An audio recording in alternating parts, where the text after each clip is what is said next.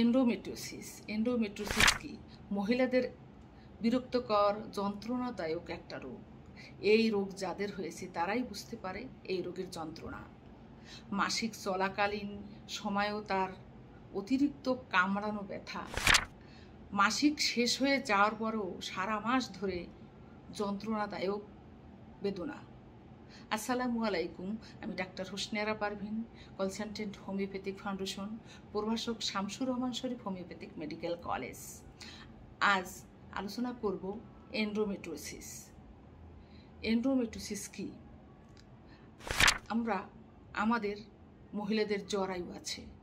এই জরায়ুর মধ্যে 3টা লেয়ার থাকে। মধ্যের যে লেয়ারটা, সেই লেয়ারটা হলো এন্ডোমেট্রিয়াম। তারপরের যে লেয়ারটা তার নাম মায়োমেট্রিয়াম। তারপরে শেষের যে লেয়ারটা তার নাম হলো পেরিমেট্রিয়াম। ভিতরের যে লেয়ারটা এটা হলো এন্ডোমেট্রিয়াম। এই এন্ডোমেট্রিয়াম লেয়ারটা থেকে প্রতি মাসে হরমোনের প্রভাবে শেডিং হয় এবং আমাদের মেয়েদের মাসিক হয়।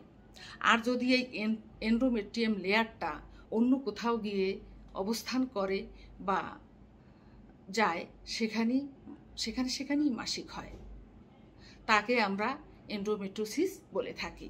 এবার আসি লক্ষণ। এই এন্ডোমেট্রিওসিসের লক্ষণ কি?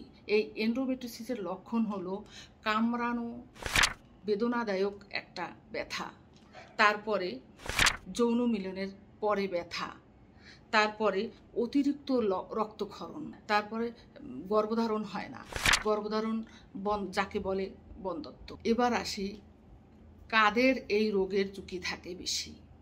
যাদের মা, খালা, ফুপু, দাদি, নানি এদের এই এন্ডোমেট্রিওসিস ছিল বা তাদের এই রোগটা ছিল, তাদেরই হওয়ার ঝুঁকি বেশি থাকে। 30 বছরের পর যদি প্রথম বাচ্চা হয় তাদেরও এই ঝুঁকি থেকে থাকে বেশি। জরায়ুতে কোনো অস্বাভাবিকতা হলে তাদের এই সমস্যা বেশি হয়ে থাকে।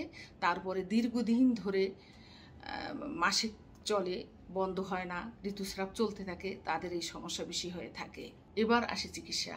যাদের এই এন্ডোমেট্রিওসিস হয় তাদের আমরা চিকিৎসা দিয়ে থাকি এবং অনেক রোগী ভালো হয়েছে। অবশ্যই আমাদের হোমিওপ্যাথিক চেম্বারে আসবেন। জার্মানি মেডিসিন দিয়ে চিকিৎসা করে থাকি। ভালো থাকবেন, সুস্থ থাকবেন। আল্লাহ হাফেজ।